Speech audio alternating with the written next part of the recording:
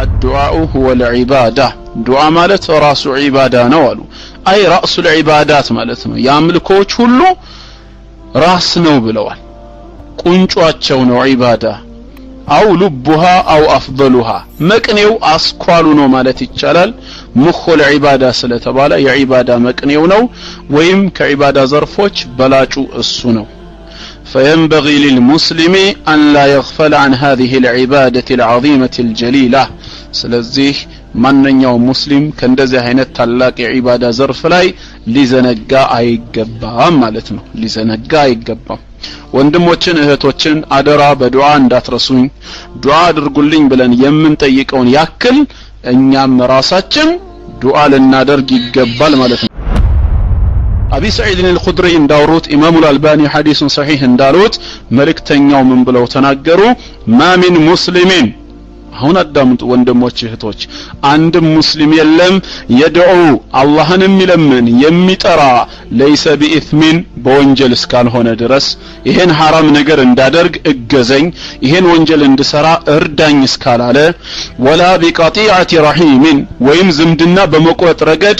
اسكال درق درس إلا أعطاه الله إحدى الثلاث بادرقوا دعاء سبب كسوست عندون بيستو انجي دعاء بكنتو يميكربت سويلم من دناتشو النزي سوستوچو عندنا إما أن يعجل له دعوته لمناون تريون ودياو من لا يستو بفتنة ليساكالت يشلال يميفلقوا النقر بمادرق قال هونس وإما أن يدخرها له في الآخرة بآخرة بأجر بحسنات كيرو ليكما تشلت فلقوي هنال يا قال هنا وإما أن يدفع عنه من السوء مثلها يزانا مسايا كمطفو نقر الله كلا يوانستولت لهون يشلال تقببان قال إذا نكثروا صحابه قالوا انقدي اوس بدعاء نبزا بدنب بنبرتا سيلو قال الله اكثر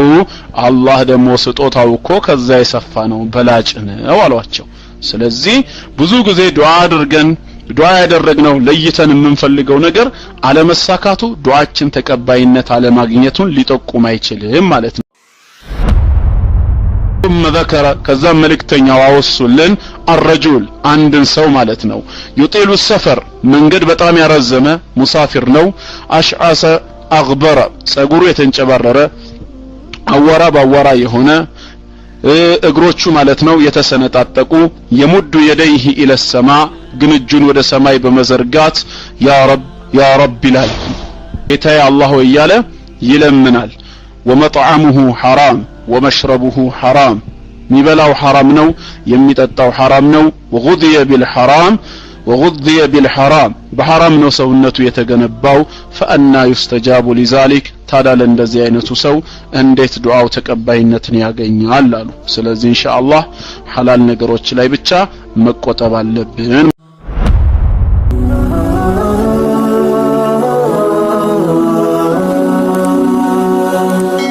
ሰብስክራይብ በማድረግ ቤተሰብ ይሁኑ በመግቢያ ያክል ያው ሰላምታዬን ካቀረብኩላችሁ የተወሰነች ደቂቃ ያው ለኔም ለእናንተም አላህ ተጠቃሚ እንዲያደርገን አንድ አጠር ያለች ርዕስ ይዤላችሁ መጥቻለሁ የዛሬው መውዱዓችን የመወያያ አጀንዳችን ሐውለ ዱዓ አላህን መለመን ወይም ዱዓ በራሱ ልመና ጥሪ ወይም ጸሎት በሙስሊሞች እምነት ውስጥ ያለው ቦታ ድርሻው ምንድነው አወለን ፈضل الدعاء ቅድሚያ ዱዓ ማድረግ አላህ ዘንድ ያለው ፈضል ዱዓ አላህ ዘንድ ያለው ደረጃ ቦታን እንመለከተዋለን በሙስሊሞች እምነት ዱዓ ምንድነው روى الترمذي وقال حسن صحيح عن النعمان بن بشير رضي الله عنهما قال رسول الله صلى الله عليه وسلم نبياتنا عليه الصلاة والسلام اندهالوا بمالت نعمان بن بشير رضي الله عنهما يستلالف لنا من قالوا الدعاء هو العبادة دعاء مالت بمسلموت امنت راس عبادة نون دعاء املكونه دعاء مدرج براسو عبادة نو بلوال ثم قرأ ከዛም ለማረጋገጫነት ይህን የተቀደሰውን አንቀጽ አነበቡ ሱረቱ ጋፊር ቁጥር 60 ላይ በሱረቱ ጋፊር ምዕራፍ 40 ቁጥር 60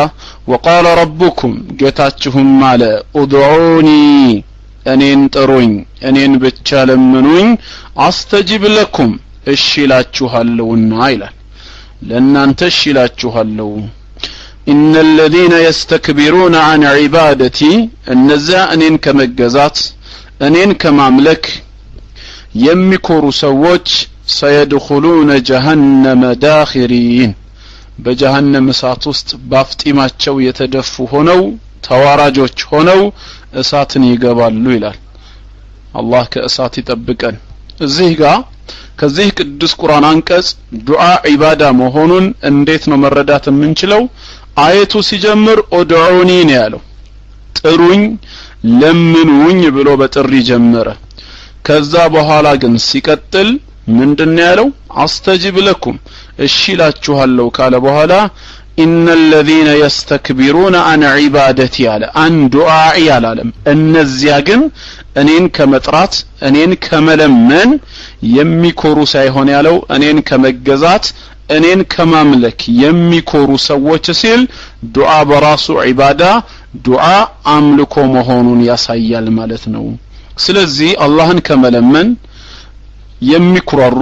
ሰዎች سيدخلون جهنم داخرين جهنم እሳትን ባፍጢማቸው የተደፉ ሆነው ተዋራጆች ሆነው ይገባታል ብለዋል ففي هذا الحديث ታዲያ በዚህ ቅዱስ የነብያችን ሰለላሁ ዐለይሂ ወሰለም ንግግር ላይ يبين لنا النبي صلى الله عليه وسلم መልእክተኛው አብራርተውልናል أن الدعاء من أفضل العبادات ዱዓ ማለት ከዒባዳ ውስጥ በላጩ ተግባር እሱ እንደሆነ መልእክተኛው አብራርተውታል ዱዓ ማድረግ فقال ስለዚህም ምን አሉ በሌላ ትምህርታቸው الدعاء هو العباده ዱዓ ማለት ራሱ ዒባዳ ነው አሉ አይ ራሱ العبادات ማለት ነው ያምልኮች ሁሉ ራስ ነው ብለዋል ቁንጯቸው ነው ዒባዳ አው ልቡሃ አው አፍضሉሃ መቅኔው አስኳሉ ነው ማለት ይቻላል ሙኹል ዒባዳ ስለተባለ የዒባዳ መቅኔው ነው ወይም ከዒባዳ ዘርፎች በላጩ እሱ ነው فينبغي للمسلم أن لا يغفل عن هذه العبادة العظيمة الجليلة ስለዚህ ማንኛውም ሙስሊም ከእንደዚህ አይነት ታላቅ የዒባዳ ዘርፍ ላይ ሊዘነጋ አይገባም ማለት ነው ሊዘነጋ አይገባም ወንድሞችን እህቶችን አደራ በዱዓ እንዳትረሱኝ ዱዓ አድርጉልኝ ብለን የምንጠይቀውን ያክል እኛም ራሳችን ዱዓ ልናደርግ ይገባል ማለት ነው በዛው መልኩ በዱዓ የተበራታን ሰዎች መሆን አለብን አንዳንድ ጊዜ ምን ይባላል እባክህ ወንድሜ ለአላህ ብለህ በዱዓ አትርሳኝ ይላል ኢንሻአላህ አንተም እስኪ ዱዓ እያደረክ ሲባል አይ አላህ አንተን ይሰማሃል ባከኔ ወንጀለኛ ነኝ አንተ ከኔ ተሻልክ ስለሆንክ አንተን ስለሚሰማህ ይባላል እንዲህ አይነት ቋንቋዎች በዲን الاسلام ውስጥ ሲመጡ በጣም ትልቅ አደጋ ነው የሚሆኑት ሰው ለሰው ትርጉም ሊኖረው ይችላል ይሄ አባባል አንተ ለምን ሄደህ ቀጥታ ይቅርታ አትጠይቀውም ያን ሰው ሲባል አይ ባንተ በኩል ቢሆን ይሻላል አንተን ያከብረሃል አንተን ይሰማሃል ቢባል ትርጉም አለው ወደ አምላካችን አላህ ዘንድ ግን ሲመጣ አደጋ ነው የሚሆነው አላህ ወንጀለኛን አልሰማም ይላል በደለኞችን አልሰማቸውም ይላል እንዴ በተውበት ወደ አላህ ከተመለሱ አይልም በሩ ለሁሉም ክፍት ነው قل يا عبادي الذين أسرفوا على أنفسهم لا تقنطوا من رحمة الله ነው የሚለው እናንተ በነፍሶቻችሁ ላይ ወሰን ያለፋችሁ ድንበር ያለፋችሁ ባሮቼ ሆይ ከአላህ ረህመት ከአላህ እዝነት ተስፋ አትቁረጡ ነው የሚለው ስለዚህ ራሱም ዱዓ ከማድረጉ ጋር ወንድሙን በዱዓ አግዘኝ ማለት ያለ ሆኖ እያለ እባክህ እኔን አይሰማኝም እኔ ወንጀሌ ብዙ ነው አንተን ይሰማሃል ማን አወቀው እሱን ዱዓ አድርግልኝ የምትለውን ዱዓ አድርግልኝ የምትያትን እህትሽ ካንቺ ትነስ ካንቺ ትብለጥ በመጀመሪያ ደረጃ ማን አወቀው والله يزكي من يشاء الله የሚሻውን የሚያጥራራ እሱ ነው ማን እንደሚበልጥ የሚያውቀው አላህ ብቻ ነው ስለዚህ ይህ አይነትን አጠቃቀም እኛ እንጠቀምም ሁለተኛ እንደተባለው እኛ አንሰን ብንገኝስ እኛ ያልተሻልን ብንሆንስ ዱዓ አድርግልኝ ከምንለው ከወንድማችን የዛኔ ምን እንላለን እሱስ ቢሆን አላህ አይሰማም ወይ አላህ አይሰማም ወይ ይሰማል። ሶስት ዱዓዎች አላህ ዘንድ ተመላሽነት የላቸውም ሲባል ሌላው ነገር ተመላሽነት አለው ለማለት አይደለም። እነዚህ ሁኔታዎች ይበልጥ ጠንካራ እንደሆኑ ለመግለጽ በእነዚህ ሰዓቶች የሚደረገው ዱዓ ይበልጥ መቅቡል መሆኑን ለመግለጽ ነው። ለአምላካችን አላህ በየትኛውም ሰዓት ለምሳሌ ዱዓ ብናደርግ ዱዓ መቅቡል ነው አይደለም? ነገር ግን በሌሊት ሰላት የሚደረገው ግን ይበልጣል ሲባል በሌላ ሰዓት የሚደረገው ተቀባይነት የለውም ማለት አይደለም። ልክ እንደዛው የሙሳፊር ዱዓ፣ የተበዳይ ዱዓና የጾመኛ ሰው ዱዓ ሲባል እነዚህ ሶስቱ አላህ ዘንድ መጋረጃ የላቸውም፣ አላህ አይመልሳቸውም፣ ይቀበላል ማለት ጾመኛ ያልሆነ ሙሳፊር ያልሆነና ያልተበደለ አካል ዱዓው ተመላሽ ነው ለማለት አይደለም። ሙሳፊር መንገድ ተጓዥ ሆነ በመንገድ እያለ በጾም ላይ እያለ ይበልጥ የምታደርገው ዱዓ ኃይል አለው ለማለት ነው እንጂ ትርጉሙ በሌላ ሰዓት አላህ አይሰማም ለማለት አይደለም። የራህመት በሩ ፀሐይ በምዕራብ በኩል ብቅ እስካላለች ድረስ የተከፈተ ነው ማለት ነው። የሚዘጋው መቼ ነው? በነፍስ ወከፍ ሰውየው ጣዕረ ሞት ሲገባ ነው፣ ሩሁ ሲወጣ ነው። ካልሆነ ደግሞ በጥቅሉ ቂያማ እስኪቆም ፀሐይ ከምዕራብ ብቅ እስክትል ነው። ግልጽ ነው ያ ጀማዓ? በዚህ መልክ ነው። አዎ ለሞቱ ሰዎች ዱዓ እናደርጋለን። اللهم ارحم موتانا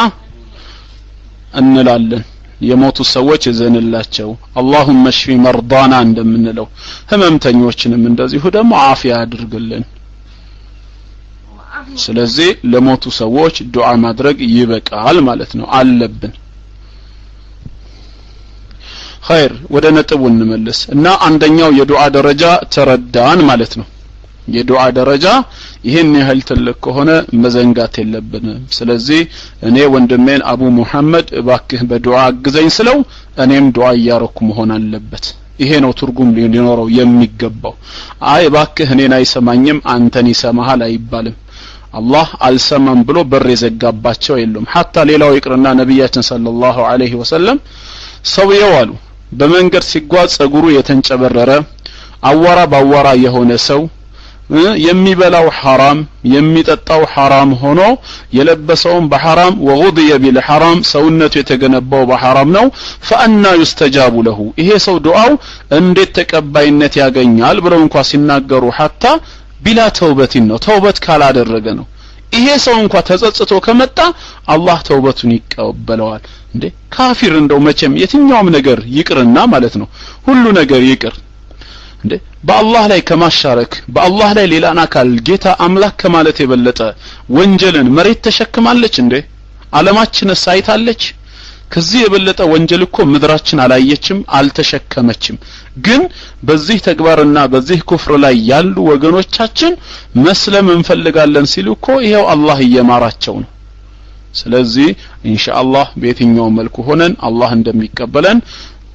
እርግጠኛ ልንሆን ይገባል። ምናልባት ወደ ኋላ ልናየው እንችላለን አዳቡ ላይ አንዳንድ ሽሩጦችም ካሉት እሱን እንመለስበታለን። አሁን ያው ፈዳኢሎቹን እያየን ነው የዱዓ ትሩፋት ዱዓ ያለውን ደረጃ። ሁለተኛ الدعاء يرد عنك المصائب قبل وقوعها ዱዓ ማድረግ ባንተ ላይ ሊወርድ የነበረ የታቀደና የተወሰነን ሙሲባ ይመልስልሃል። አደጋም ይሁን መከራ ሊመጣብህ የነበረውን ነገር ዱዓ ምን ያደርገዋል? ይመልስልሃል ተብሏል። ስለዚህ ሙሲባ እንዳይወርድብን ሙሲባ እንዳይመጣብን ዱዓ በማድረግ ልንበረታ ይገባል። وقد روى الترمذي عن سلمان الفارسي رضي الله عنه أن رسول الله صلى الله عليه وسلم قال ملكتنيو منارو لا يرد القضاء يا اللهن قدر يا اللهن قضاء ውሳኔውን የሚመልሰው ምንም ነገር የለም إلا الدعاء دعاء ቢሆን እንጂ አሉ። ስለዚህ ዱዓ ምን ያደርጋል? ባንተ ላይ የተወሰነን ቀደር ይመልሳል ማለት ነው። ለምሳሌ فقد يدعو الشاب أن ينجح هذا العام አንድ ሰው የዚህን አመት ፈተና ጥሩ በሆነ ውጤት ለማለፍ ማለት ነው ዱዓ ሊያደርግ ይችላል። አንድ ወጣት የዘንድሮን አመት በጥሩ ውጤት ባከህ አሳልፈኝ ብሎ ሊለብር ይችላል። فلم يستجيب الله له ግን አላህ እሺ ላይለው ይችላል። فيظن أن دعاءه ذهب سدى የዚህ ሰው ዱዓ ከንቱ እንደሆነ ያስባል አላህ እንዳልተቀበለው ይገምታል ማለት ነው አሁን እዚህ ጋር በደንብ ልትሰሙ ይገባል ወላኪን ነገር ግን ወላኪን አላህ ምን አድርጓል ቀድ يدفع عنه مصيبة በምትኩ አንድ ሙሲባ አንድ መከራ ማለት ነው አንድ መከራ መልሶለት ይሆናል አው ሐዲሰን ወይ ክስተት የሆነ አደጋ ሊመጣበት የነበረን ነገር አው نحو ذلك ويهن يمثل ነገርን አላህ መልሶለታል بسبب الدعاء በዛ ዱዓው ምክንያት والدليل على ذلك ما رواه البخاري امام البخاري ادب المفرد በተባለው ኪታባቸው ላይ በዘገቡት የሐዲስ ሰንሰለት وصححه الالباني عن ابي سعيد الخدري رضي الله عنه قال قال رسول الله صلى الله عليه وسلم ابي سعيد الخدري እንዳወሩት امام الالباني حديث صحيح እንዳሉት መልእክተኛው ምን ብለው ተናገሩ ما من مسلم አሁን አዳምጡ ወንድሞች እህቶች አንድ ሙስሊም የለም የድዑ አላህንም ይለምን የሚጠራ ለይሰ ቢኢስሚን በወንጀል እስካልሆነ ድረስ ይሄን حرام ነገር እንዳደርግ እገዘኝ ይሄን ወንጀል እንድሰራ እርዳኝ እስካላለ ወላ ቢቀጢዓቲ ረሂምን ወይም ዝምድና በመቆረጥ ረገድ እስካላደረገ ድረስ ኢላ አጣሁ الله احدى الثلاث ባደረገው ዱዓ ሰበብ ከሶስት አንዱን ቢሰጠው እንጂ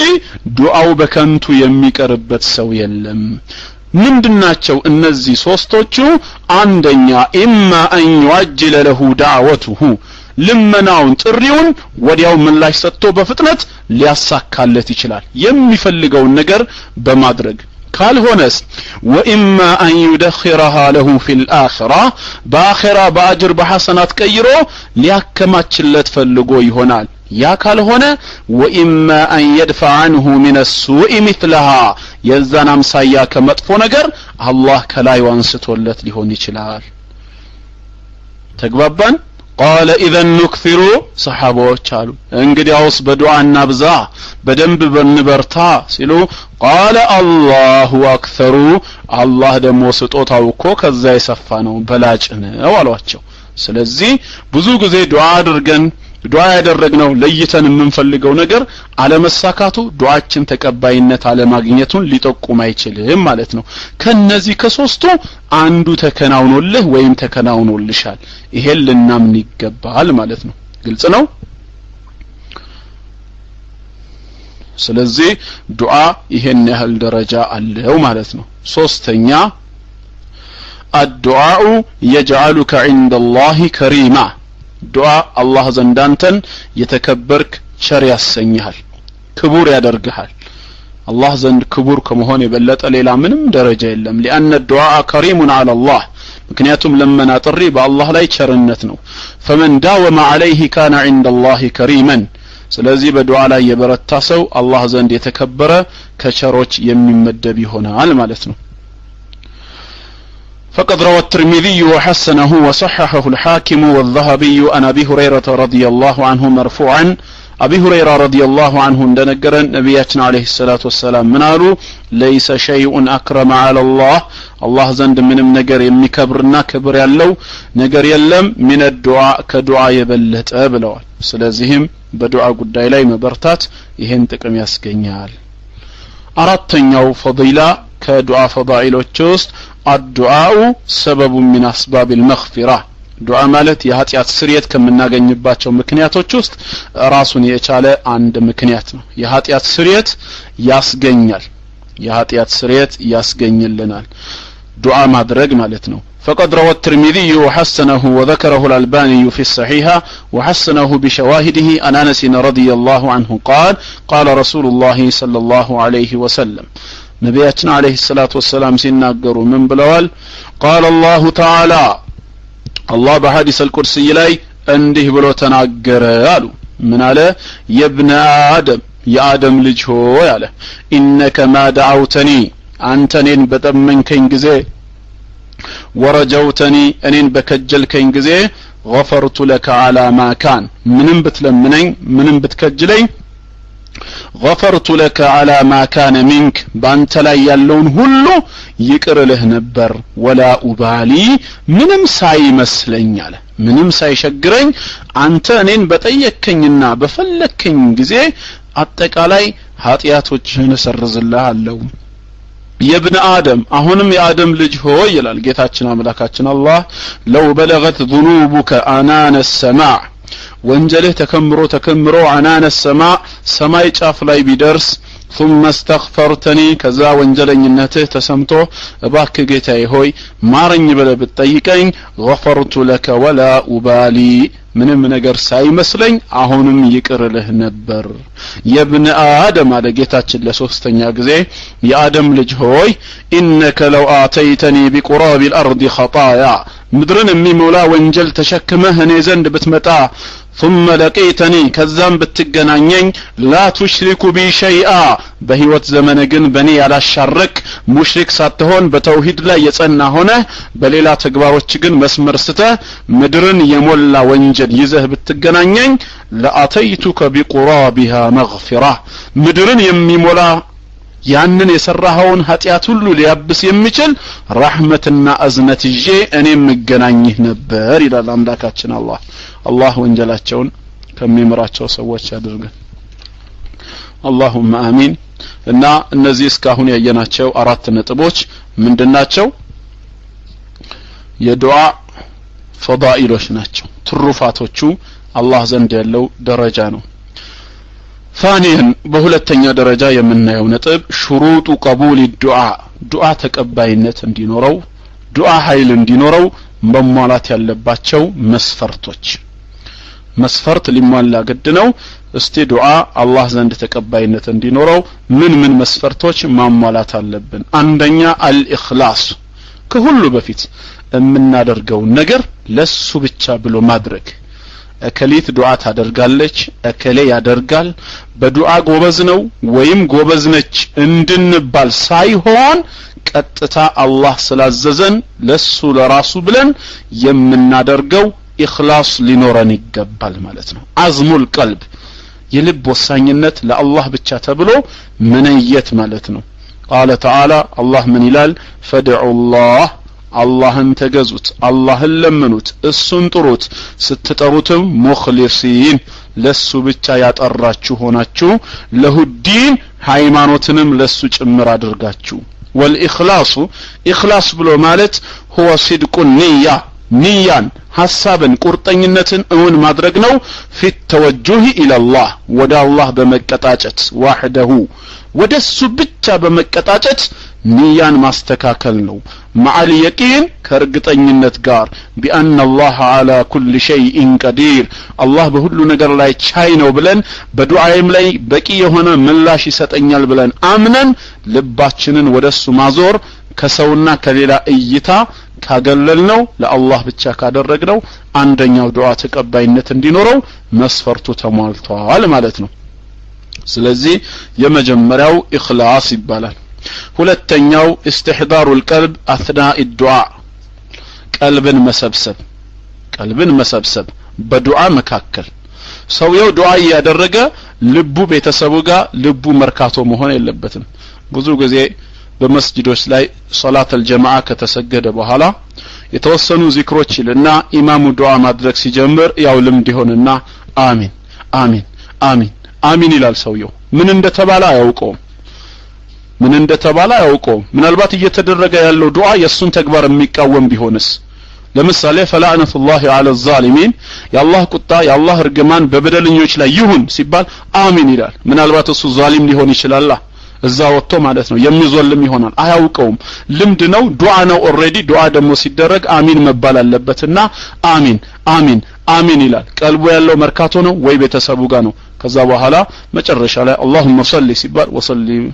اللهم صل وسلم على نبينا محمد وعلى اله وصحبه وسلم اجمعين ተነስቶ ይሄዳል ኢማማችን ምን ዱዓ አደረጉ ዛሬ ላይ ስለምንድነው ዱዓቸው መሰረት ያደረገው በፍልስጤም ስለሚኖሩ ሙስሊም ወንድሞቻችን ነው ወይስ በተለያየ ሀገር ስለሚኖሩ ሙጃሂዲኖች ነው ወይንስ ስለ ሀገራችን ጉዳይ ነው ወይስ እኛው እንደው በረመዳናችን ዙሪያ ስለ ኢማን ደካማነት ስለምንድነው ቀልቡ የለም ስለዚህ ይሄ ዱዓ ይባላል ልምድ ያመጣው ነገር ነው ዱዓ ተቀባይነት እንዲኖረው استحضار القلب ልብህን መሰብሰብ ምን እየለመንክ እንደሆነ ራስህ ማወቅ አለብህ ማለት ነው ምን እየጠየቅከው ነው ምላስ ላይ የተለመደ መሆኑ ብቻ ሳይሆን እምትጠይቀውን ነገር ማወቅ መቻል አለብህ ስለዚህ በዱዓ መካከል ቀልብን መሰብሰብ روى الترمذي وحسنه الألباني عن أبي هريرة أن النبي صلى الله عليه وسلم قال نبينا عليه الصلاة والسلام أبي هريرة عندنا نجرن من قالوا ادعوا الله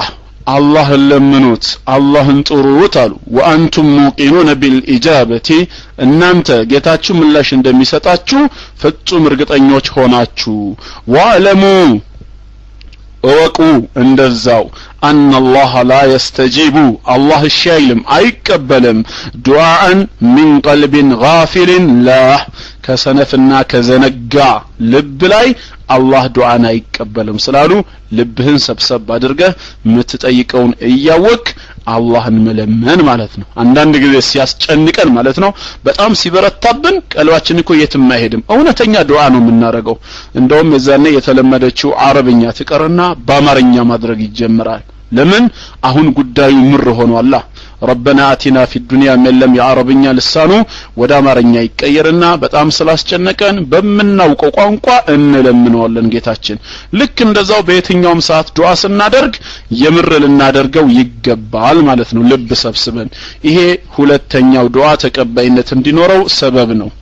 ሶስተኛ አክሉል ሐላል መመገቢያችን ምን በላው ምን ጠጣው ሐላል መሆን አለበት ምን በላው ሐላል መሆን አለበት ان اكل الحرام ሰውየው حرام የሚበላ በሐራም የሚሰራ حرام የሚመገብ ከሆነ قد يمنع اجابه الدعاء يدعو ተቀባይነትን ሊያግድበት ይችላል فقد روى مسلم عن ابي هريره ان رسول الله صلى الله عليه وسلم አሁንም ابي هريره እንዳስተላለፈልን መልእክተኛው ምን አሉ قال ايها الناس ان انت سوچوي ان الله طيب الله ملكام ነው አሉ الله ጥሩ የሆነ ጌታ ነው لا يقبل الا طيبا ስለዚህ ከስራ ጥሩን እንጂ አይቀበልም وان الله امر المؤمنين الله ኮም ሙእሚናኖችን አዟል بما امر به المرسلين መልእክተኞችን ባዘዘው መልኩ فقال سبحانه መልእክተኞችን ሲያዛቸው ምንድን ነበር ያለው በቅዱስ ቃሉ ሱረቱል ሙእሚኑን ምዕራፍ 23 ቁጥር 51 ላይ ያ አዩሃ الرسل እናንተ መልእክተኞች ሆይ ኩሉ من طيبات ከሰጠኋችሁ ሲሳይ መልካሙን ተመገቡ ወአበሉ ሷሊሐን እንደዚሁም ደግሞ መልካም ስራን ስሩ ኢኒ ቢማ ተዓመሉን ዓሊም እናንተ በምትሰሩ ስራ ውስጥ አዋቂ ነኝና ይላል ወቃል በዛው መልኩ ሙእሚናንንም ሲያዛቸው ሱረቱል በቀራ ምዕራፍ 2 172ኛው አንቀጽ ላይ ያ አዩሃ الذين آمنوا እናንተ ያመናችሁ ሰዎች ሆይ ኩሉ من طيبات ما رزقناكم ከሰጠናችሁ ሲሳይ መልካሙን ተመገቡ ወሽኩሩ ሊላህ ከዛም ጌታችሁን አላህን አመስግኑት ኢን ኩንቱም ያሁ ተዕቡዱን እሱን ብቻ የምትገዙ ከሆናችሁ ثم ذكر ከዛም መልእክተኛው አወሱልን الرجل አንድን ሰው ማለት ነው يطيل السفر መንገድ በጣም ያረዘመ ሙሳፊር ነው አሽዓሰ አግበረ ጸጉሩ የተንጨባረረ አወራ ባወራ የሆነ እግሮቹ ማለት ነው የተሰነጣጠቁ የሙዱ የደይህ ኢለ ሰማ ግን እጁን ወደ ሰማይ በመዘርጋት ያ ረብ ይላል ጌታዬ አላህ ሆይ እያለ ይለምናል ወመጥዓሙሁ ሐራም ወመሽረቡሁ ሐራም ሚበላው ሐራም ነው የሚጠጣው ሐራም ነው ወጉድየ ቢልሐራም وغذي بالحرام بحرام ነው ሰውነቱ የተገነባው فأنا يستجاب لذلك ታዲያ ለእንደዚህ አይነቱ ሰው እንዴት ዱዓው ተቀባይነትን ያገኛል አሉ ስለዚህ ኢንሻአላህ ሐላል ነገሮች ላይ ብቻ መቆጠብ አለብን ማለት ነው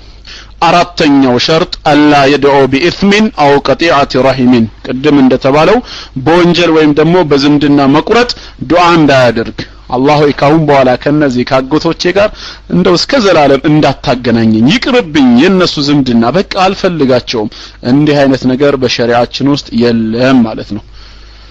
روى مسلم عن أبي هريرة رضي الله عنه قال قال رسول الله صلى الله عليه وسلم نبي صلى الله عليه وسلم هنا إمام مسلم بزجبوت زاري أبزانيوت وحديثوش كأبي هريرة رضي الله عنه ناتشو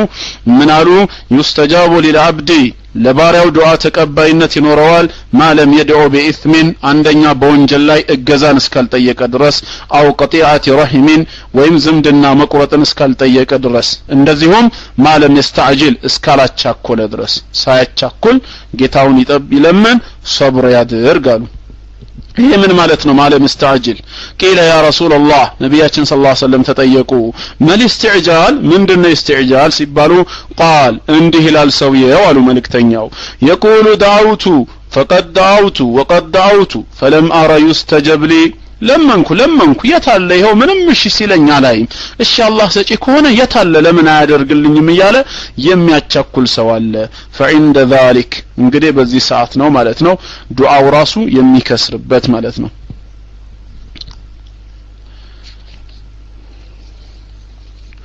والإثم إثم የተባለው ያው በወንጀል ዱዓ ያድርግ የተባለው كأن يدعو الله أن يمكنه ما لا يحل له ያው ለሱ ያልተፈቀደለትን ነገር አላህ እንዲያመቻቸው ለምሳሌ መስረቅን በተመለከተ እንደው አላህ ሆይ ለዛሬ ያመቻችልኝና ይሄን መጋዘን እንደው ሰብሬው ልግባና ላውጣ ከዛ ተውበት እገባለሁ ብሎ የሚለምን መቼም እንደዚህ አይነት ሰው አላህ ይጠብቀን ይኖራል ተብሎ ለማሰብ አንዳንድ ጊዜ ይከብዳል እና እንዲህ አይነት ነገር ላይ አላህን በሐራም ነገር እገዛ መጠየቅ አይሆንም ማለት ነው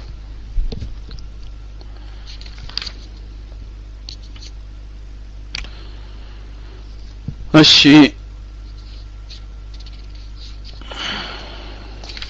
እነዚህ ነጥቦች ያው ኢንሻአላህ አራቱ አሁን ያየናቸው ደግሞ ምንድናቸው ዱዓ ስናደርግ ተቀባይነት እንዲኖራቸው ያው አላህ ዘንድ መሟላት ያለባቸው ናቸው ዱዓው ተቀባይነት እንዲኖረው መሟላት ያለበት መስፈርት ነው ثالثا አዳቡ ዱዓ የዱዓ ስነ ስርዓቶች አዳቦች ደግሞ ስርዓቶች አሉ ከነዛ መካከል አንደኛው አልውዱእ ውዱእ ማድረግ ሰውየው ውዱእ ማድረግ አለበት ሁለተኛ ኢስቲቅባሉል ቂብላ ማድረግ አለበት ነብያችን ሰለላሁ ዐለይሂ ወሰለም ዱዓ በሚያደርጉ ሰዓት ወደ ቂብላ ነበር የሚዞሩት ወደ ቂብላ መዞር አለበት ሶስተኛ አተضرع وخفض الصوت ራስ መተናነስ መዋደቅና ድምጽን ዝቅ አድርጎ መናገር ምክንያቱም እኛ የምንለምነው የምንጠራው ደንቆሮንና የራቀን ጌታ አይደለም ከኛ ካንዳችን ከጫማችን ዘለበት ለኛ ቅርብ የሆነ ጌታ ስለሆነ ሰሚና ተቀባይ ስለሆነ ዝቅ አድርጎ መናገር አራተኛ رفع اليدين اثناء الدعاء በዱዓ መሐከል እጅን ማንሳት ማለት ነው በዱዓ መሐከል እጅን ማንሳት አምስተኛ አን يبدأ بحمد الله والثناء عليه والصلاة على النبي አላህን በማመስገን አላህን በማወደስ በነብያችን ሰለላሁ ዐለይሂ ወሰለም ላይ ሰላዋት በማውረድ ዱዓ ሊያደርግ ቢስሚላህ አልহামዱሊላህ إن الحمد لله نحمده ونستعينه ونستغفره ونعوذ بالله من شرور أنفسنا ومن سيئات أعمالنا من يهده الله فلا مضل له ومن يضلل فلا هادي له وأشهد أن لا إله إلا الله وأشهد أن محمدا عبده ورسوله اللهم صل وسلم على نبينا محمد وعلى آله وصحبه وسلم أجمعين እንደዚሁም ባጭሩ አላህን በማመስገን በሱ ቅዱስ ስምና በነብያችን አለይሂ ሰላቱ ወሰለም ላይ ሰላዋት አውርዶ ዱዓ ቢጀምር አዳብ ነው ማለት ነው አምስተኛ ደግሞ ያዚሙል መስአለተ ወላ ይስተስኒ ምንም አይነት ኢስቲስና ማለት ነው የሆነ ነገር ምርጫን ነገር ሳይከት ቀጥታ የሚፈልገውን ዱዓ መናገር አላህ ሆይ ከፈለክ ይሄን አድርግልኝ አይነት ነገር እንዳይል ማለት ነው አላህ ምንም ከልካይ የለውም ስለዚህ ጌታዬ ሆይ የምትፈልግ ከሆነ ይሄን አድርግልኝ ይሄንን ከፈለክ ሳይባል ቀጥታ የሚፈልገውን ብቻ እባክህ ጌታዬ ሆይ ይሄንን አድርግልኝ ብሎ መለመን አለበት ሰባተኛ تكرار الدعوة ثلاثا ሶስት ጊዜ ቢደጋግማቸው ሶስት ጊዜ اللهم آت نفوسنا تقواها اللهم آت نفوسنا تقواها اللهم آت نفوسنا تقواها وزكيها أنت خير من زكاها وزكيها أنت خير من زكاها وزكيها أنت خير من زكاها ياله اندي ሶስት ጊዜ ሲደጋግማቸው ለነፍሳችን ተቅዋውን ስጣት አንተን የምትፈራበትን በር ክፈትላት እንደዚሁም ከኃጢአት አጽራት ከሚያነጹት ሁሉ አንተ በላጭ ነህ እያለ እያንዳንዱን ዱዓ ሶስት ጊዜ ቢደጋግማቸው ማለት ነው ነብያችን ሰለላሁ ዐለይሂ ወሰለም ሶስት ጊዜ ማድረግ ላይ በቃ ይመቻቸው ነበር በቃ የራሳቸው መለያ ባህሪያቸው ነበር አቡ ዳውድ በተዘገበው ላይ ካነ يعجبه ان يدعو ثلاثا ويستغفر ثلاثا ልክ 30 ጨርሱ አስተግፊሩላህ አስተግፊሩላህ አስተግፊሩላህ እንደምትሉት ማለት ነው ይሄ ከተደረገ ኢንሻአላህ አላህ ዘንድ ዱዓችን ተቀባይነት ይኖረዋል ማለት ነው ተቀባይነት ይኖረዋል ኦኬ አውቃቱ ኢጃበት ዱዓ ያው ቅድም ከተጠየቀው ጋራ ተዛማጅነት ያለ ዱዓ ያው ቅድም እንደተባለው በየትኛውም ሰዓት በየትኛውም ሁኔታ ላይ ሰው አላህን ከለመነ አላህ ይቀበለዋል ብለናል በተለይ ደግሞ ተወዳጅ የሆኑ ሰዓቶች በተለይ ተወዳጅ የሆኑ የዱዓ ሰዓቶች አሉ እነዚህን በተለይ የተባሉትን ሰዓት ነው ምነግራችሁ አንደኛ ጀውፉል ለይሊ የሌሊቱ ሰዓት ላይ በመሃል ሌሊት ላይ የሚደረግ ዱዓ ማለት ነው ነብያችን ሰለላሁ ዐለይሂ ወሰለም ጃቢር ኢብኑ አብዱላህ በዘገበው የሐዲስ ሰንሰለት ላይ ኢማሙ ሙስሊም በዘገበው ምን አለ ጃቢር የአላህ መልእክተኛ እንዲህ አለው አለ ኢነ ፊል ለይሊ ለሰዓተን በሌሊት ውስጥ አንድ ሰዓት አለች ላ ይዋፊቁሃ ረጁል ሙስሊሙን የስአሉላህ خيرا من امر الدنيا والاخره عند مسلم የሆነ ሰው የዱንያም ይሁን የአኺራን መልካምን ነገር አላህን ለመጠየቅ አይወፈቅም ኢላ አጣሁ ኢያህ አላህ ቢሰጠው እንጂ ያንኑ ነገር አላህ ቢሰጠው እንጂ وذلك كل ليله ይሄ ደግሞ ሁሌም ሌሊት ነው ሁሌ ሌሊት የሆነ ነው ስለዚህ በሌሊት ሰዓት ላይ ዱዓ በማድረግ መበርታት እጅግ በጣም ተወዳጅ የሆነው ማለት ነው ያው በሌላ ሐዲስ ዘገባ እንደተዘገበው ይሄ ሌሊት የትኛው ነው ለሚለው በሌላ ዘገባ ላይ ሆኗል ينزل ربنا في كل ليلة إلى سماء الدنيا حين يبقى ثلث الليل الآخر ጌታችን አምላካችን አላህ የሌሊቱ 2/3ኛው ክፍል አልፎ 1/3ኛው በሚቀርበት ሰዓት ጌታችን ይወርዳል فيقول ከዛም ይላል من يدعوني فاستجيب له ማን ነው እኔን የሚጠራኝ ለጥሪው እሺ የምለው من يسألني فأعطيه ማን ይጠይቀኛል እሺ የምለው የምሰጠው من يستغفروني فأغفر له ማን ነው ኃጢያቴን ማር የሚለኝ የምምረው ታይሙ 9 ሰዓት ነው 3 ሰዓት ነው አይደለም በታይም ሳይሆን እዚህ ጋር በጊዜ ነው የተለካው በሰዓት አልተለካም በጊዜ ነው ያም ጊዜ የሌሊቱ 2/3 አልፎ 1/3ኛው ሲቀር 8 ሰዓት 7 ሰዓት አይባልም ኢስላም ሰላም በእኛ በኢትዮጵያኖች ለምሳሌ ከሌሊቱ 8 ሰዓት ጀምር ብሎ ብናገር ለናንተ ከቀኑ 6 ሰዓት ሊሆን ይችላል ግን እዚህ ጋር በወቅት ነው የተባለው ስለዚህ ወቅቱ የሌሊቱ 2/3ኛው አልፎ 1/3ኛው ሲቀር ማለት ነው ግን ሌላው ሰዓቶች አሁንም ዱዓ ተቀባይነት የላቸውም አይደለም እዚህ ጋር ኤክሰፕሽናል የሆነ ነገር ሲወጣ በተለይ የሚለውን ለማመላከት ነው በተለይ የሚለውን ብቻ ለማመላከት እንጂ ሌላው ተቀባይነት የለውም ማለትን አያሲዝም ነው ሁለተኛ ደግሞ ሰዓቱል ጁሙዓ በጁሙዓ በኩል የሆነች ሰዓት አለች በጁሙዓ ወቅት ላይ በጁሙዓ ሶላት ላይ ያቺን ሰዓትም እንደዚሁ ዱዓ ማድረግ ይሄንንም ያው ቡኻሪና ሙስሊም በዘገቡት ከአቢ ሁረይራ ነው ኢነ ፊል ጁሙዓቲ ለሰዓተን ነብያችን ሰለላሁ ዐለይሂ ወሰለም ምናሉ ጁሙዓ ላይ አንድ ሰዓት አለች ላ ይዋፊቁሃ አብዱ ሙስሊሙን አንድ አላህ ባሪያ የሆነ ሙስሊም አላህ አይወፍቀውም ወሁወ ቃኢሙ ይصلي እሱ የሚቆምና የሚሰግድ ሆኖ የስአሉላህ ኸይረን አላህን መልካም ነገር የሚጠይቅ ሆኖ አይወፈቅም ኢላ አጣሁ ኢያህ አላህ ቢጠይቅ ቢሰጠው እንጂ ያንኑ ነገር አላህ ቢሰጠው እንጂ ሶስተኛ ዳዕወቱ الصائم والمسافر ጾመኛና ሙሳፊር የሆነ ሰው የሚያደርገው ዳዕዋ ጾመኛና ሙሳፊር ተጓዥ የሆነ ሰው የሚያደርገው ዳዕዋ ቅድም እዛ ጋር የተጠቀሰው ማለት ነው ኢማሙ አልባኒ ሰሂህ ባለው ዘገባ ላይ አልበይሃቂ ሹዑብ አልኢማን የኢማን ቅርንጫፍ በሚለው ኪታባቸው ላይ እንደዘገቡት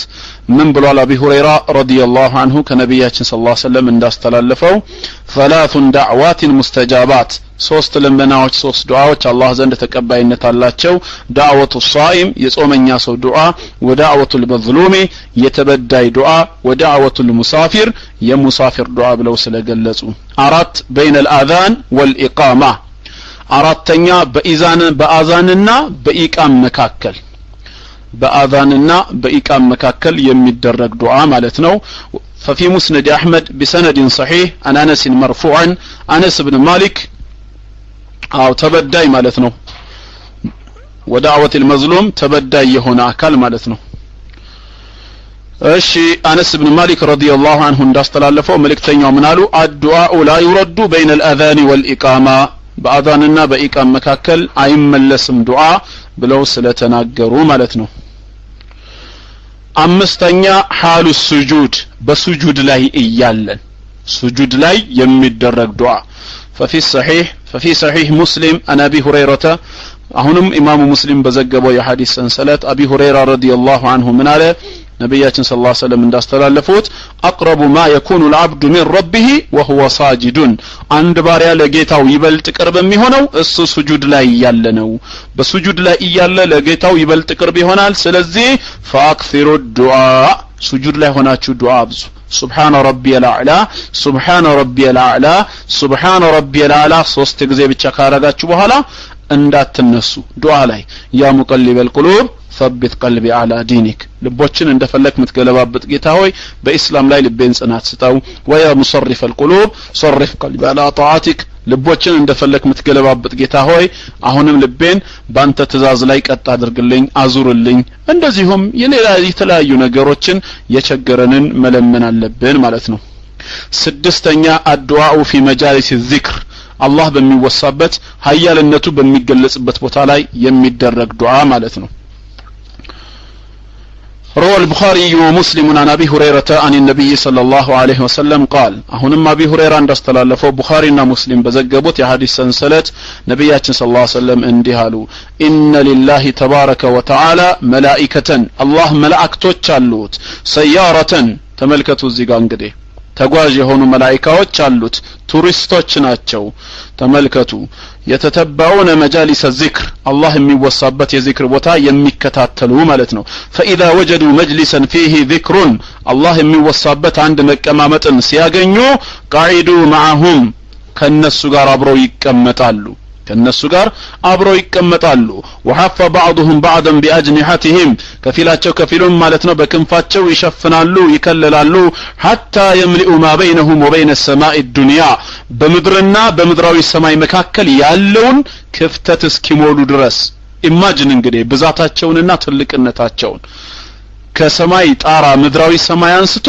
እስከዚህ ድረስ ማለት ነው ያለውን ክፍተት እስኪሞሉ ድረስ ተሰብስበው ተንጋግተው ይመጣሉ فاذا تفرقوا ከዛም ሲለያዩ ጉዳዩ ካለቀ በኋላ عرجوا وصعدوا الى السماء ወደ ሰማይ ይወጣሉ قال ዘጋቢው ምን አለ فيسألهم الله عز وجل وهو أعلم بهم من أين جئتم አምላካችን አላህ ራሱ ያወቀ ምን ይላቸዋል ከየት መጣችሁ ይላቸዋል ከየት ነው የመጣችሁት فيقولون ይላሉ جئنا من عند عباد لك في الأرض ምድር ላይ ካሉ መልካም ባሮች ዘንድ ነው የመጣነው يسبحونك ويكبرونك አንተን የሚያጠሩህ አንተን ታላቅነትህን የሚገልጹ ويهللونك لا اله الا الله በማለት ካንተ በስተቀር በእውነት የሚመለክ አምላክ فيقولون من ይላሉ جئنا من عند عباد لك في الأرض ምድር ላይ ስላሉት ባሉት መልካም ባሮች ዘንድ ነው የመጣነው يسبحونك سبحان الله በማለት አንተን ከጎዶሎ ባህሪ የሚያጠሩ ويكبرونك الله اكبر በማለት ታላቅነትህን ከሚገልጹ ويهللونك لا اله الا الله በማለት ካንተ በስተቀር በእውነት የሚመለክ አምላክ አለመኖሩን ከሚመሰክሩ ባሮች ዘንድ ነው የመጣነው እንደዚሁም ويحمدونك ويحمدونك አንተን አልহামዱሊላህ በማለት ምስጋና ላንተ መሆኑን የሚገልጹ ويسألونك የሚለምኑህ የሚጠይቁህ ከሆኑ ባሮች ዘንድ መተናል قال وماذا يسألوني ደግሞ ምንድነው እኔን የሚጠይቁት የሚለምኑት ሲላቸው قالوا መላእክቶች ምን ይላሉ يسألونك جنتك اللهم اجعلنا من اهل الجنة ያንተን ጀነት ነው የሚለምኑት ጀነትህን ይጠይቃሉ በዚህ ሰዓት قال ጌታችን ምን ይላል وهل رأوا جنتي ይሄን ጀነቴን አይተው ነው እንደኔን የሚጠይቁት እቺን ጀነቴን አይተዋታል የሚለምኑኝ قالوا لا اي ربي ጌታችን ሆይ ባንተው እንምላለን በፍጹም አላዩዋትም ይላሉ መላእክቶች አይተው ነው ወይ ሲል አላዩዋትም ብለው መላእክቶች ሲመለሱ قال ጌታችን ምን ይላል فكيف لو رأوا جنتي ታዳ ሳያዩት በሩቁ እንዲህ ለምኑኝ ቢያዩትማ ኖሮ እንዴት ይሆን ነበር ልመናቸው قالوا መላእክት ይቀጥላሉ ويستجيرونك እንደዚሁ ጥበቃህንም ይፈልጋሉ እንድታረቃቸውም ከመጥፎ ነገር ይጠይቁሃል قال ጌታችን ይላል ومما يستجيرونني ደግሞ ከምንድነው እኔ እንድጠብቃቸው የኔን ጥበቃ የሚሹት قالوا من نارك يا رب ጌታችን ሆይ ካንተው ከጀሃነም ከእሳትህ ከቅጣትህ ነው የሚጠይቁህ قال ጌታችን ይላል وهل رأوا ناري እሳቴን ለመሆኑ አይተዋታል እንዴ እንዲሁ ከወዲሁ የሚጠይቁት قالوا لا አላዩዋትም በፍጹም ቃለ ጌታችን فكيف لو رأوا ناري ታዲያ ከሩቁ እሳትን ፈርተው እንደዚህ የሚጠነቀቁ እኔን የሚለምኑኝ እንግዲያውስ ቢያዩዋትማ ኖሮ ምንኛ ይጠይቁኝ ነበር قالوا يستغفرونك መላእክት ይቀጥላሉ የኃጢአት ስርየት እንድታደርግላቸው ምህረትህንም ይሻሉ ምህረትህንም ይጠይቃሉ قال فيقول ጌታችን በዚህ ሰዓት ምን ይላል قد غفرت لهم እኔ ኃጢአታቸውን ሰርዣለሁ ምሬያቸዋለሁ فاعطيتهم ما سالوا የጠየቁትንም በጠቅላላ ሰጥቻቸዋለሁ እንደዚሁም ደግሞ ከሚፈሩት ነገርም ጠብቄያቸዋለሁ ከዛ قال فيقولون መላእክት ምን ይላሉ ረቢኡን ማሁም ረበ ማሐከላቸው ኃጢአተኛ የሆነ ሰው እኮ ነበረ በማሐከላቸው ሲያልፍ ከነሱ ጋር አብሮ የተቀመጠ አለ ስለዚህ ለሁሉም ነው ወይ ሲሉ قال وله غفرت ለሱም ጭምር ምሬያለሁ هم القوم لا يشقى بهم جليسهم እነሱ ህዝቦች ማለት አብሯቸው የተቀመጠ የማይጠምባቸው ናቸው ይላል ስለዚህ ከመልካም ሰዎች ጋር መሆን ይሄን ፈዲላ ያስገኛል ማለት ነው እዚህ ጋር አንድ ክርስቲያን ወገናችን ጥያቄ ጠይቆ ነበር ምንድነው የሚጠይቁኝ ከየት ነው የመጡት ሲል አላወቀም ወይ ብሎ አንድ ክርስቲያን ወገናችን ጠይቋል ምናልባት አሁን ገና ሩሙ ላይ ነው የገባው ሐዲሱ ከላይ ሲጀምር فيسألهم الله عز وجل وهو أعلم بهم እሱ ከነሱም በላይ አዋቂ ሆኖ እያለ ግን ይጠይቃል ነው የሚለው ሐዲሱ ሳያውቅ ቀርቶ ሱአሉል ማዕሪፈቲ የማወቅ ጥያቄ አይደለም ይሄ የማወቅ ጥያቄ ሳይሆን መጀመሪያም ቀድሞ ያወቀው ነገር ነው ስለዚህ ይሄን ነው እንግዲህ ሌላው የዱዓ አዳቡ ማለት ነው ዱዓ ተቀባይነት ሊኖረው ከሚችለው አንዱ ስድስተኛው ማለት ነው እና ኢንሻአላህ እዚህ ላይ ላቁመው ያው በጥቅሉ ሶስት መንገዶችን አይተናል ፈዳኢሎችን አይተናል የዱዓ በሁለተኛ ደረጃ ሽሩጦችን ሶስተኛ አዳብ ስርዓቱን አራት አውቃቱል ኢጃባ ዱዓ ተቀባይነት የሚኖረውን ሰዓት አይተናል በእነዚህ ነገር አላህ ሁላችንንም ተጠቃሚ ያድርገን جعلني الله واياكم من الذين يستمعون القول فيتبعون احسنه